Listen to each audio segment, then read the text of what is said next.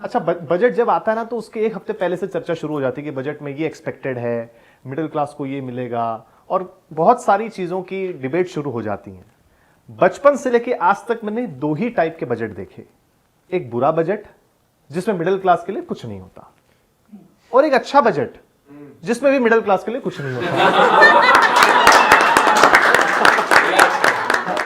अब वो बजट आया तो डिबेट होने लगी, कोई चैनल कह रहा है बहुत अच्छा बजट है, कोई चैनल कह रहा है कि खराब बजट है। मैंने सबको उसी दिन कह दिया कि देखो, चुपचाप मान लो कि ये बजट अच्छा है, वरना सरकार 2000 करोड़ रुपए खर्चा करके बताएगी कि बजट अच्छा है।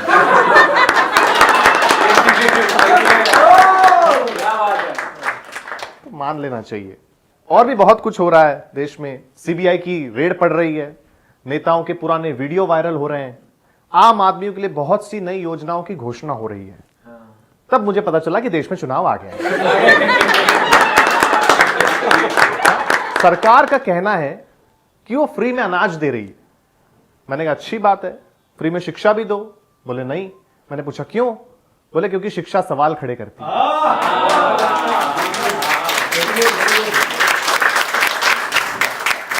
और इस देश में सवाल पूछना अपराध है। आप सवाल पूछोगे किससे? आप सरकार से सवाल पूछो, वो आपको देशद्रोही साबित कर देंगे। आप विपक्ष से सवाल पूछो, वो आपको भक्त साबित कर देंगे। आप सवाल करोगे किससे? अच्छा, एक और इवेंट होता है चुनाव के दरमियान, वो होता है दलित के घर पे खाना खाने जाना, है ना? ये भी इवेंट ही है। इवेंट ही है। इस बार भी जब मंत्री जी जा रहे थे तो एक दलित ने दरवाजे पे रोक लिया और कहा, मंत्री जी आप तो हमेशा हमारे घर पे खाने पे आते हो, कभी हमें भी आपके घर खाने पे बुलाओ।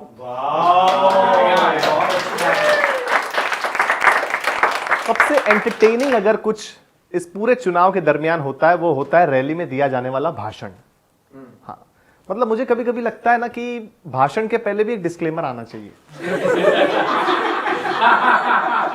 जिसमें लिखा होना चाहिए कि भाषण में कही जाने वाली सभी बातें काल्पनिक हैं। इसका किसी भी व्यक्ति, योजना या घटना से कोई संबंध नहीं है।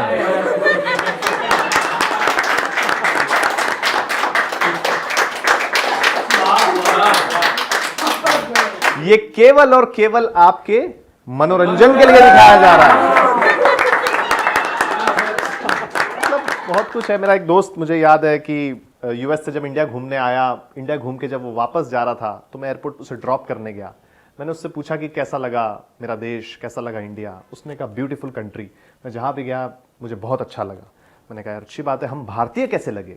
उसने कहा भारतीय? मैंने कहा हाँ। बोला यार जब मैं मुंबई एयरपोर्ट उतरा तो सबसे पहले मेरी मुलाकात मराठियों से हुई, फिर आगे गया तो मुझे मारवाड़ी, गुजराती, सिंधी मिले, कहीं हिंदू मिले, कहीं मुस्लिम मिले, कहीं सिख मिले, कहीं ईसाई मिले। गांव में गया तो मुझे ब्राह्मण मिले, वैश्य मिले, शूद्र मिले, लेकिन भारतीय तो कोई मिले ही नहीं।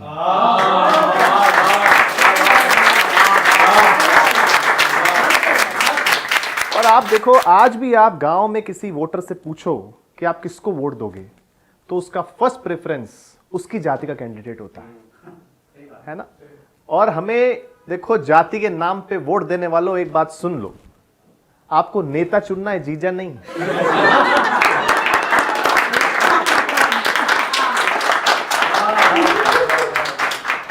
मतलब अब तो कुछ राज्यों में चुनाव है, लेकिन कई पार्टियां 2024 की तैयारी कर रही है कि हमारे पार्टी से प्रधानमंत्री कैंडिडेट ये होंगे, वो होंगे।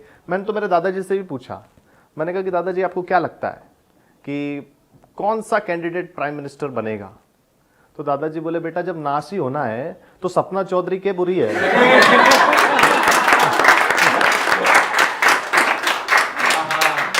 लेकिन एक सवाल जो आप सबसे भी पूछा जाता होगा, मुझसे भी पूछा जाता है जब मैं शोज में जाता हूं कि कौन सी पार्टी जीतेगी, मैं अक्सर सबको एक लाइन में जवाब देता हूं कि पार्टी कोई भी जीते, हारेगी तो जनता ही।